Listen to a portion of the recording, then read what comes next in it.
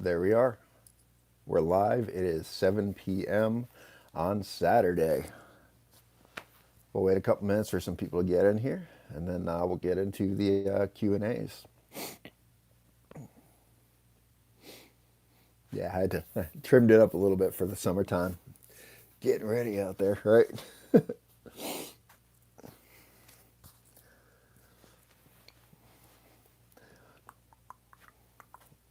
see. There we go.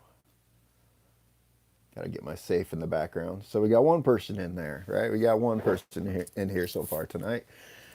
So we're going to start here. When we get a couple more people in here, we'll get going. So if you're in here, give me a thumbs up. Let me know that you can hear me. Make sure that my sound is working all right. Make sure the video is actually going through all right.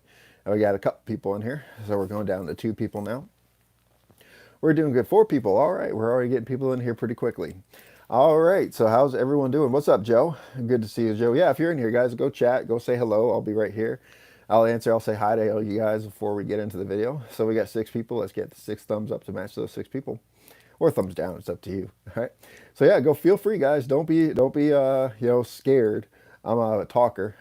I'm doing pretty good, Joe. I'm doing pretty darn good today. So, what's up, Eno? What's up, man? Good to see you. James, watching from Georgia. What's up, man? George Washington, man, it's been a long time. 4 score and 7 years ago since I've seen you, man. We are loud and clear, 5x5. That's good to go, man. Who else we got in here? We got anyone else in here? Anyone else in here? See, if you're in here, say hello. Don't be scared, guys. Don't be scared, whatever you want to call it. All right, so we're going to get started. So usually I do this video on Friday, but for some reason my son brought home like some sort of flu, pretty nasty flu. He's in summer camp. All 3 of my kids are in summer camp right now. What's up, Joe? What do your arms core cost? It's not listed on the site. You mean my Rock Island when I got it? When I got it, it was just under $700. It's a couple of years ago when I got it. So, anyway, usually I do this video on Friday, but I have all 3 of my kids are in actually summer camp this time of year, and my youngest, my 5-year-old, he went to a summer camp, which is actually, what's up, Emerson? He's actually at school, which is actually at an elementary school, and they're actually required to wear masks there. And go figure, he brings home a flu when all my other kids that are they don't need to wear masks. They're going to lake compounds and go to all these fancy places and all stuff like that. They don't wear them and they're fine. But my little one, my 5-year-old, brought home a nice cold for all of us. Yesterday my voice is so hoarse and I was running, my nose is all running. So I'm like, I'm going to do this on Saturday. So here we are. So I'm coming at you with the 5 questions that I'm going to be answering again for this past week. And we're just going to get right into it. All right, so that's what we're going to do. We're going to get into it. Just like the way how this video goes, guys, I ask the 5 questions where I answer these. Speaking of the summertime, did any remember to hydrate? Oh, yeah, that's a good important. Make sure you're hydrated out there. So the way how this works, if you guys haven't been here, this is your first time in one of these videos, is I take 5 in my handy dandy notebook here. So my wife's favorite color, whatever. I take 5 questions or comments and I respond to them here in a live video at the end of the week. Now, during this video, after I do all these comments, like I said, is that we'll then do an open question and answer session. We'll be talking about whatever is going on. How's it going, Harris? How's it going, Texas? Good to see you. So that's what we'll do is once I go through these, we'll talk that. You can ask questions along the way or add some comments to these if you want to add comments to this. And then when we're done with this, we're going to jump over to opening it up to you guys. If you have any questions and whatnot, we'll do it. So this could be anywhere between 30 minutes to an hour. I don't know. We'll see how this goes. So hopefully there's enough charge in my phone to go that long today. I didn't actually check. So, all right. So we're going to start out with the very first question. So this was from Glenn Rogers, American Prospect or Perspectives. He was responding or questioning about that my video, the 1911 tips in ammo video. All right, 1911 tips in ammo video. If you guys don't remember that video, go check it out. It wasn't that long ago that I did it. That one's basically about if you're having issues feeding ammunition in your 1911, what's the better type of ammunition they need to use. At the end of it, it's basically some sort of round nose ammunition. And full metal jackets, 1911s are pretty much designed to use full metal jackets. But if you have a good round nose jacketed hollow point like these ones here, all right, they work pretty well as well. But that's what basically that video is. But his question was this.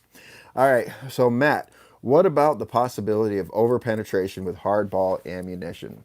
So I've covered this. I've answered this questions a lot, and I think it's a really good question that I think it's a very important question out there. So there's five safety rules out there, guys. There's 5 general safety rules out there. First safety rule: treat every gun as if it's loaded, even if it ain't. Second safety rule: keep every gun as loaded if it ain't. Keep the weapon on where know your target. God, I'm slow today, guys. I've had a rough day. Treat every weapon as if it's loaded, right? Never point a weapon at anything you do not intend to shoot. Keep your finger straight off the trigger until you're ready to fire. Keep the gun on safe if it has a safety until you intend to fire. And the very fifth one, if you guys know this, go ahead and say below. But if you know this one, know your target and its background, or know your target and what's behind it. Now, over penetration, bullets are designed to go through things. That's what they're designed to do. Jacketed hollow point, what they do is it's usually a higher speed bullet that expands, releasing more energy in the body, and there's a high chance that the rounds are going to stay in the body, but there's still a chance that it's going to exit the body. So regardless of whether you're using jacketed hollow point or full metal jacket, you always need to use that fifth safety rule, which is know your target and what's behind it, or know your target and its background. Now, when I was teaching all my classes, one thing that I'd always teach all my new people is when it comes down to this, muzzle awareness, obviously 100% you need good muzzle awareness. You need good safety rules, you need good muzzle awareness. Then I picture them, I tell them like this: have you ever seen the cover of those old movies from like the Naked Gun series with Leslie Nielsen in them? When he's out there riding a bullet and he's got his badge out, or he's just riding a bullet or something like that. What I would tell every single one of my students is, when it comes to the fifth safety rule, whenever you have to discharge your firearm, wherever you discharge your firearm, you have to picture that there is a fancy lawyer in a fancy $5,000 suit riding that bullet, right? Because there's a lawyer on every single one of those bullets you fire. So regardless of whether you have jacketed hollow point, full metal jacket, whatever it is, you have to know your target and what's behind it, because there's a high probability that the round is going to go through and hit what is behind it. Now you have to make you use Superman vision, where you picture through the walls, where you can like see clearly through the walls, and you know what's on the other side of the walls, the best of your ability.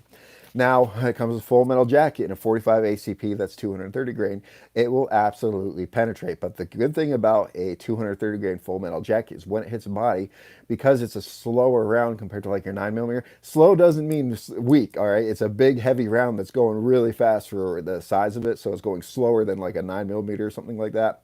When it hits something, a ton of energy is released onto that target, and those actual full metal jacket rounds actually have a tendency to get mangled when it's just a full metal jacket. But yes, they're going to push through the target. So to Glenn out there, just always remember, man, when it comes to full metal jacket, you always have to think about penetration. Always have to think about over penetration, however you guys want to say it. Know your target and what's behind it. If you don't have a clear shot, you don't have a clear backdrop, you cannot shoot your firearm. All right. I hope that answers that question there. If anyone wants to comment, go ahead and comment on these questions as well. So we are moving on to the second question that I chose to pick out. So here it is. These questions weren't very tough ones. They were pretty good. There's a lot of comments I avoided that I didn't want to go to, because I don't like doing the political stuff. But if you guys remember, I did do a slight political video the last time. There's a lot of political take on that. I might just bring a little bit into that, but I'm not a huge fan of that. How's it going, Hunts for Food? So I might bring a little bit into that, but I was trying to avoid those questions because I don't want to make it a big deal, all right? Because you guys know how I am when it comes to politics. So this question, the second question, that was epic. I appreciate it, Michael. The second question is from, I'm sorry if I'm butchering your name, Jomara De Ora. I think it's Jomara De Ora. These YouTube names, you never know. He or she was commenting on the Beretta 92X Centurion video that I did. It was basically an introduction to my primary carry gun, which was a Beretta 92X, which I absolutely love that pistol. If you don't know what that is, Beretta 92X Centurion is basically a Beretta M9 or a 92 that has a slightly smaller, or it has the barrel cut off, basically, is what you say on the Beretta. But it has a slightly smaller frame, but it has a full-size pistol grip. Now, it's got a full-size pistol grip. It's a carry-size gun. And it's really good. It has all kinds of bells and whistles, has nice trigger, has nice sights. I actually changed out to night sights, because metal guide rod, all kinds of stuff. Just all kinds of, it's loaded with features. It's the A10 of Berettas, right? It has everything about the kitchen sink in it, right? So, I just noticed, I'm looking here, I got 14 people in here. I only got 6 thumbs up. What's going on here, people? You don't like me? What's going on here? But anyway, it's basically the Beretta 92X Centurion. I like to call it the A10. It's the A10 of Berettas, all right? It has everything but the kitchen sink on it, so I absolutely love it. Now, his question was this: how's the stock trigger? Do you like it? Thank you, Harris. So the stock trigger on the Beretta 92X Centurion, I love. Okay, I absolutely love that trigger. I'm not going to pull it out to show you, because YouTube doesn't like it when you show firearms on live videos, and I could get a strike on the channel if I do. At least that's how they used to do it. You get a strike on the channel, you can do it. But basically speaking, the double action trigger, and when it comes to Berettas in general, when it comes to M9s or 92s, it's kind of a learning curve. If you've been shooting double action for a long period of time, thank you, Joe. If you've been shooting double action pistols or revolvers for a long time, it's really not that huge of a jump learning to get used to a double to single action trigger. Now, when it comes to the Beretta 92 of the M9s, it usually has, it's a pretty heavy, but it's not that it's a huge heavy trigger. It's that it's a very, very long trigger pull that it takes to get through that first double action trigger. Yeah, that trigger. That's a very safe feature that put on it. It has to, you have to force that trigger to get back to be able to shoot it. So there's a very, very long. How bad do you hate 2111S? Oh, the Jarhead. I don't know what 2111S is. Well, basically, is you have to pull it all the way back in order to get that, track to trigger out. Now, when it comes to a Beretta, the Beretta's triggers have always been pretty good in general.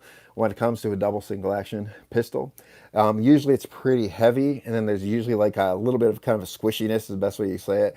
And then you come and then you shoot it pretty good, right? Then you shoot it pretty good. Armor MOS. Well, I was an armorer. That's for sure. I was no armorer. I worked as armor custodian for a little bit in TTCG Mojave Viper. We were mainly in charge of AK-47s with internal BFAs that we're using for what was called Mojave Viper. We had a mount town behind 29 Palms where everyone who was about to get deployed, before they got deployed, they go through us, and we were the OP4, had pull beards and stuff. I was actually in charge of the AK-47s during that. That was my extent of the armory. I got to play with all kinds of cool stuff, and I'll talk about that after this question. But anyway, so what I think about the 92X Centurion trigger is I absolutely love it. Beretta's triggers has always been pretty good. Hoorah, Jarhead. So a Beretta 92 has always had a decent double action trigger. Compared to most double actions, it's actually a pretty decent one. It's not too nasty. It does have a little bit of squishiness to it.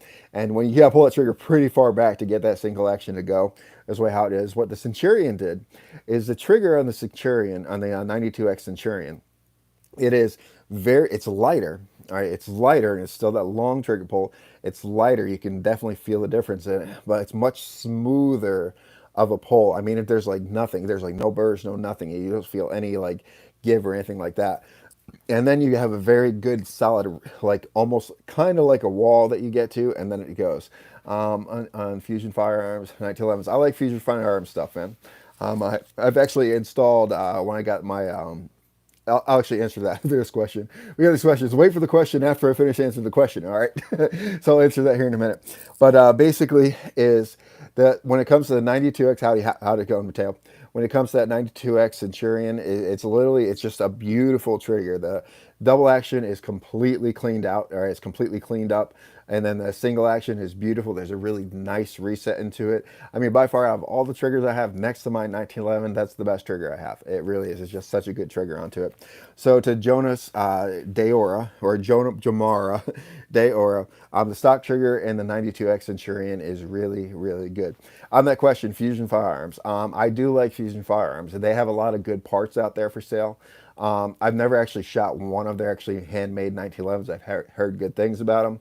But when I ordered stuff for my 1911, like when I switched from a full-length guide rod to a jag guide rod, I went through Fusion Firearms. So, what's up, Mateo? So I went through Fusion Firearms, and they were pretty good. All right, so hey, at Matt Stamp SF, not sure what SF means. San Francisco? I don't know. I'm not San Francisco, but I like my pants with completed, not with open open spots in the back. If you catch my drift. So, but basically speaking, Semperfi. There you go. So basically speaking is. I'm all losing my train of thought, you guys. But Fusion Firearms, they do make good products. They have good, in general, they have good drop-in or products you can put in the 1911s, but I've heard they make really good 1911s as well. So I hope that answers your question there. Okay, so now we're moving on to the third question of the week that I wanted to answer. Okay, so this is I get these questions a lot when people aren't sure what type of guns that they want to buy. You looked into the DIY 320 kit? No, I have not, Mateo. So basically, I look at this next question is from three. This is okay. This is what the name is. It is. Hold on. Are you purring their noses up the bread of 92? 99 don't realize most of the 92s were short.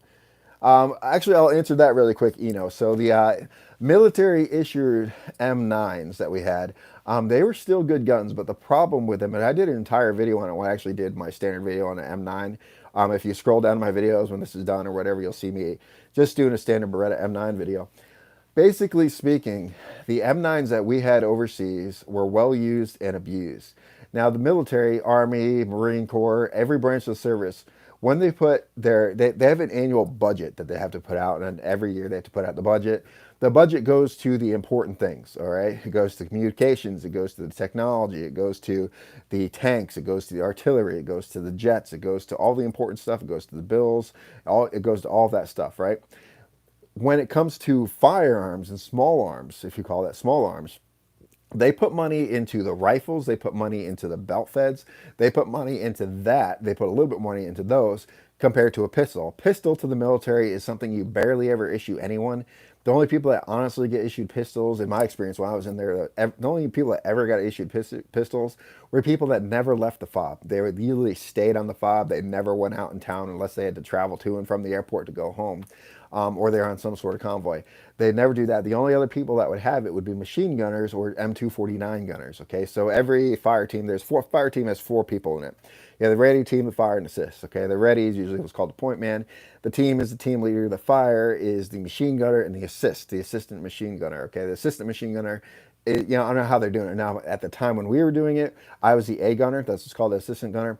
I would carry the spare barrel for the saw. I would carry the spare barrel for the M249. I carry a couple extra drums for M249. That's basically what the A gunner is. So you have the ready team, the fire, and assist. Now the only people in that entire fire team that might have a pistol would be the saw gunner. Might. That doesn't mean he's gonna have it. He might have the pistol. Most people that get a pistol, even if you're a machine gunner, it's usually with like someone that has a 240 or is on a mod deuce or something like that, because that is their primary firearm. The pistol is like last resort backup, and the government's like, okay, these things we barely use them. They're not really worth, don't do much in a firefight. They're last resort, so just give that to them. Like Mortarman, you're carrying a big heavy mortar. You're not going to be slinging a rifle the whole time too. Most of the time, the actual person that's shooting the mortar, that carries the mortar tube, has a pistol. The corpsman has a pistol. You might have like a platoon sergeant, possibly might have a pistol. Ours didn't. A company commander have pistols. The company commanders have pistols. Company gunnery sergeant had a pistol. He actually didn't have a rifle. He just had a pistol. So something without polymer. So basically speaking, when it came to the M9, when it came to the M9s overseas, they were well used and abused, and the government doesn't put money into them to fix the small parts like the little springs or anything like that. I mean, when you pick up an M9 that we'd get, the thing would rattle all over the place. The thing was literally silver. I mean, it was literally silver. It had been in the service for 30 years, and you could tell it wear and tear. There's chip marks on the back where people have used it for hammers. I've seen people use it for hammers. I probably used it for a hammer when I was out there, right? So it was basically speaking, Beretta, pistols aren't considered important when it comes to the frontline guys. Not at all. So when it comes to like the M9 and stuff like that, the standard ones that you see in the military, they're usually not in the best condition just because they're so abused, and they rarely change out the magazines. Even if the lips are all bent up and dinked up, they just don't change them out because all that money goes into the big important weapons according to the government, like the big guns, the expensive stuff. That's what it goes to, not to the pistols. So I hope that helps you out with that. But me, I love Berettas. They are good pistols. They're one of the most accurate pistols out there, out of the box. Even ones with the classic ones with the milled sights on there. they are accurate as heck if you know how to use a double action trigger. They're just very accurate, very good quality, very durable guns. The catch is the ones in the military, people that get out have a love-hate relationship, specifically because it's just ones that we have are just used and abused. I mean, and they're just hand-me-down, used and abused, and that's the only way I can explain it. Right? But anyway, so now we're going to move on to the next question here. So this question is from XNFR. All right, XNFR. So this is on my most popular video out there, which is 1911s, how to properly use them. He asked, I can't decide what to buy for my first gun, a CZ75, a Beretta, or a Colt railgun, what I would tell, when I was working in the gun shop, what I would tell people when they're, Wilson Combat, Emerson. So what I would tell people when they're going to buy a new gun, or when they're looking to buy new pistols, what I always tell them, well, what is your intended purpose of this gun? The first thing I always ask, what is the intended purpose of this gun? If they'd say, well, it's a carry gun. Okay, so you want a carry gun. Are you going to be concealed carry or going to be open carrying? Or is it going to be in a glove box? Like some people consider a carry gun in the glove box, which I'm going to do a video on this next week because that drives me nuts. That is not a carry gun. All right, that's a gun that's in a glove box where other people can get to it. So what I would ask them is, are you going to be carrying it on a daily basis? If they say yes, I say, are you going to be opening carrying it or are you going to be concealed carrying it? And they tell me, okay, I'll probably concealed carry it. Then I say, okay, so you're going to want a smaller gun.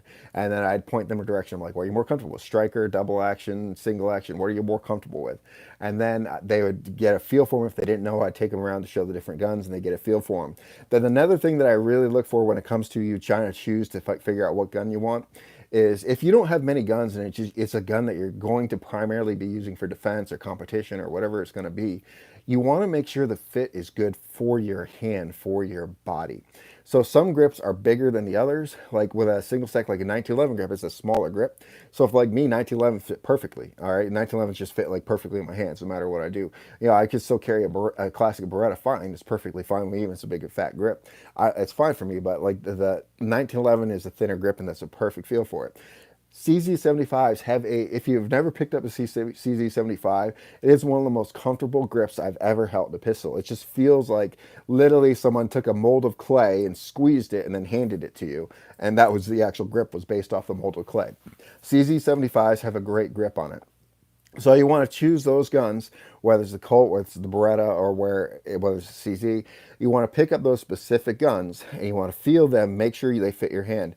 If you're holding it, and you're holding it in the grip, and this finger is actually touching the frame, you're going to have a hard time pulling that trigger. All right? You're going to have a hard time pulling that trigger straight back to the rear. You're going to be throwing your rounds a little bit more often. If you want your finger to be slightly off of the frame a little bit, I'm still having a hard time bending this one here. You need your finger to be slightly off the frame a little bit, but if it's on that frame, you're not going to be able to reach that trigger. So when you pick up that grip, you want to feel it. You want to put your finger to the trigger, put it in a safe direction. Obviously, you ask at the gun shop if you can do it, and you feel it like, okay, how's that feel? Can you get the finger on it? And then I would sit there and look at them and see if it was fitting because I was looking for that specific mode.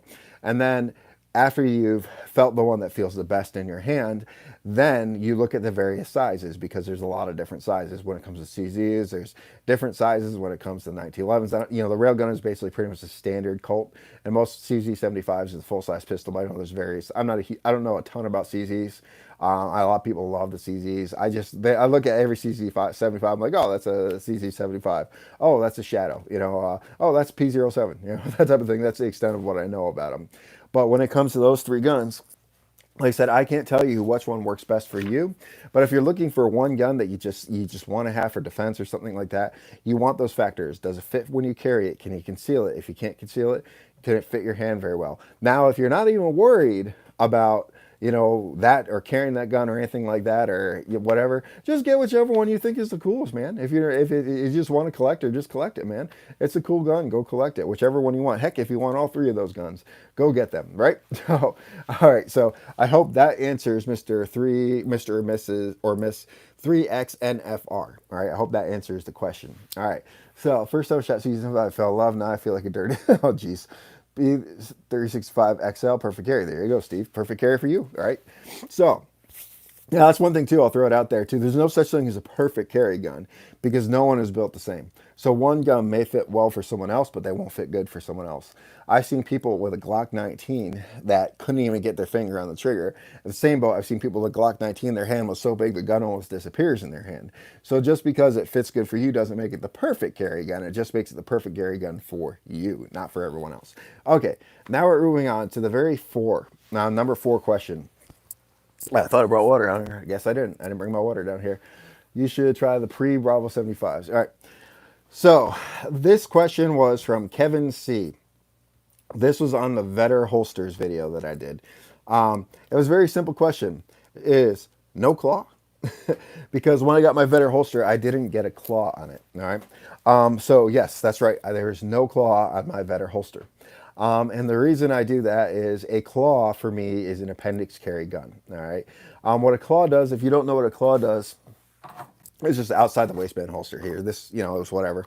A claw, it would be sticking out a little bit farther like this. If the grip would be coming out here, it would be sticking out a little bit farther. And when your belt would be over it, what it would do is it pull it farther back.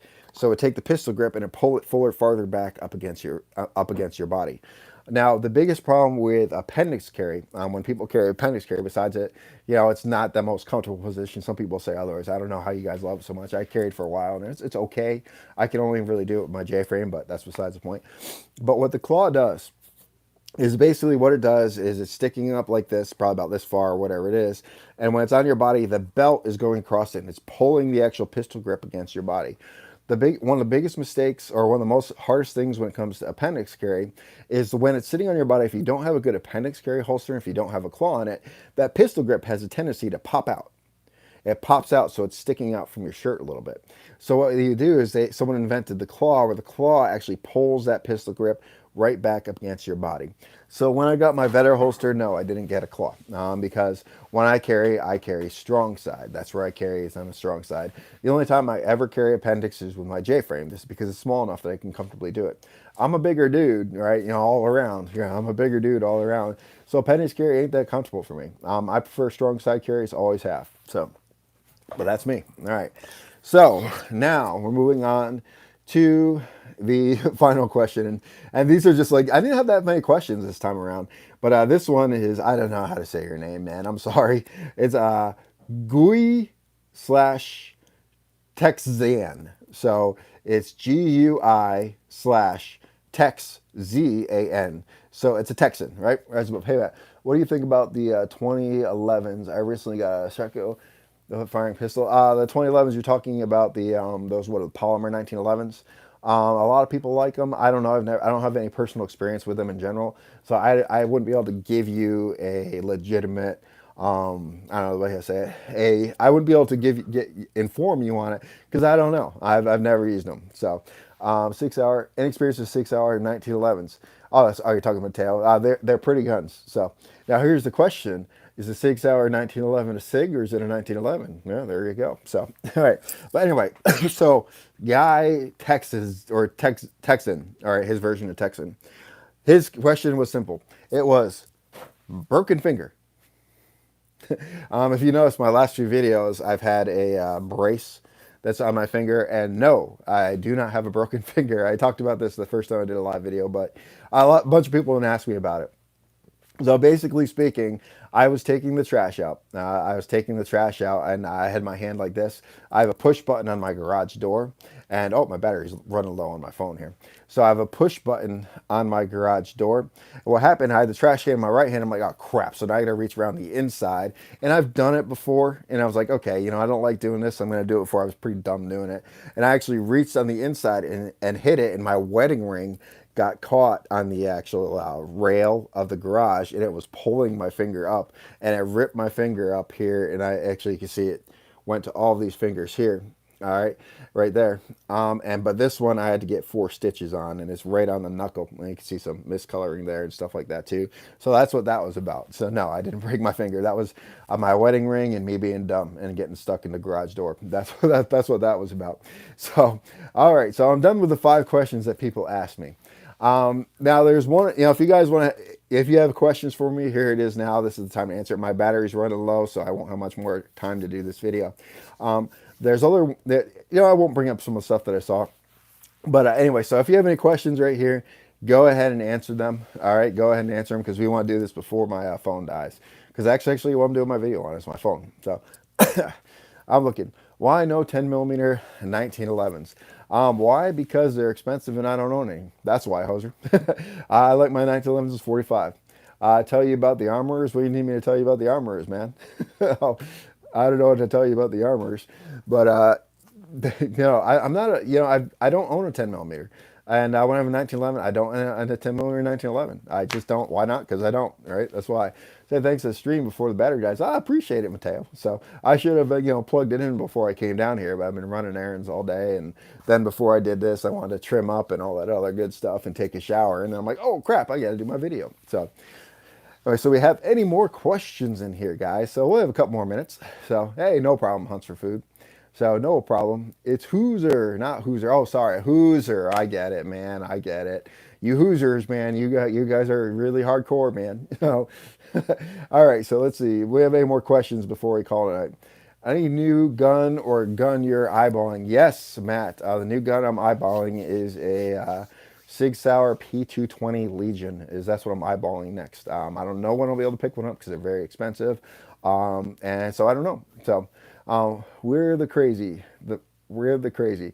The Marines I were stationed we were cycle. Yeah, we were kind of weird. So we ate way too many crayons. Sorry, hit cat blocks. No problem, Mateo, man. So no problem. So it happens. Me, I got my, my fingers aren't the greatest for the texting anyway when I'm doing stuff, so they don't do the greatest. Well, caps lock is computer. But, all right. So we have any other question? It's a cult. Yeah, Hoosers. It is, man. You guys are cults, man. All you Hoosers out there, man. You're all cults. No. I don't know. I love it. So. Neat computer too. Oh yeah, I hear you, Mateo. I always got to get used to that. So it's weird. Like when I go through like my laptop, it's like the standard one, and then when I go to my wife's, it's a smaller keyboard. So I'm always like, backspacing all the time. I'm like, oh man, So all right, so we can answer. Let's say we'll do a couple more questions, and I'm going to call it a night before the actual battery dies on me here. So we're going on 30 minutes here. We're still doing pretty good for time. So if you have any more questions, throw it in there, guys. Right here for you. We are live and ready. Do appreciate your 1911s. Well, I appreciate doing them, Mr. Hoosier. All right, I love my 1911s. They're great guns. A lot of people don't give them credit. I will bring up something. I will bring up a comment that I saw on Glock 35 Gen 5, or did you get the Gen 4? I have a Glock 17 Gen 4. That's what I have. I have the Gen 4. I don't have a Gen 5, and I just have the 17 and the 19 when it comes to Glocks. So when I did a video a while back, I saw this comment today, and I was like, wow. There's some people that are very anti-1911. Oh, wait, hold on. Barrel pointing. Honestly, Rise Above, when it comes down to it, I've heard mixed things when it comes to barrel pointing. It's basically it helps reduce kick, helps reduce recoil. Now, there's some guns that you absolutely need it. Like I see, there's one gun, what was it? The M&P Shield Custom. Hold on, what's the holster you recommend? I'll answer that one here in a minute. There was a shield. It was a, they had fiber optic sights. It's kind of like, what's up, Arsenal? Good to see you, man. From a tree stand. Good to go, man. Good to go. But basically is like an M&P Shield. It was a special one that it comes with. It's ported. It was a 45 caliber. In general, if I have 45 caliber, no, was it a 45? I think it was a 45. If it's a small little gun like that, I'm not carrying it in 45. But when you have the port, basically the science behind it, I'm no expert, so quote me if I'm wrong. But when you actually do that, because of the pressure, it prevents it from jumping up very much. So it ports out some of the energy, so it doesn't as much flip in the muzzle. So, I can see why you would want them. But at the same time, in a gun like that, if you're shooting for home defense in the middle of the night and you shoot it, you're going to blind yourself with the flash, right? Because it's going to be blasted out in front of it. I mean, in general, it's going to be hard with your eyes in general, but it's going to be blasted out in front of you, and you're going to get gas all over it and whatever. Stuff like that. So I've never been a huge fan of them. I see all kinds of people that Gucci up their Glocks and put like compensators on it. It's like funny. They get a Glock 19X and they put a compensator on it. Like, oh, it's the ultimate gun. I'm like, well, why don't you just get a Glock 17? I mean, it's basically the same size as a Glock 17 now. So now it's no longer a Glock 19. So I don't understand the whole compensator thing, but I understand what they say about the science behind it, well, the basics of it anyway. But me, I would never port out my guns. Guns are always boring. So try the Strike Industries mass driver. It's actually pretty decent. Not like that. Not not that I like camping a 9 millimeter. No, I have not. I don't even know what it is. It's nighttime. Yeah, it is. That's one big problem with the flash at night. I mean, in general, the gun's going to flash at night. There's actually a couple ways when it comes to training and low light training that you're actually trained to actually identify the target. Now, the one obviously the best way to do it is with a flashlight, but an old school technique too is if you know for a fact it's a threat and you shoot, that flash that comes out kind of temporary lights up the target. And that was before the night sights and stuff like that. So in that blasting light, you'll be able to see the target and point a little bit better. But if you're shooting in the middle of the night and you definitely have a port on it, it is going to be bright as heck in your eyes. It really is. About the comment concerning the 1911s. Oh yeah, my bad.